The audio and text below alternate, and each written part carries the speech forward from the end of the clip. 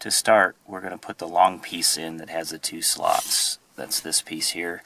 The key to this is to put it in at a 45-degree angle. When it touches the bottom of the console, rotate it into position like that, and then take one of the other pieces and you'll see a front arrow on that. Obviously that goes to the front, and then what you do is slide it down into that slot until it hits the bottom. Same thing with the other piece, they're identical pieces, so use the front arrow and line it up with that slot, push it down in, and as you push it down in, everything starts to come into square, and it's a tight fit, so then just do a little bit of final adjustment and everything's in the way it should be in, and then you notice that you have access to your power plug down at the bottom.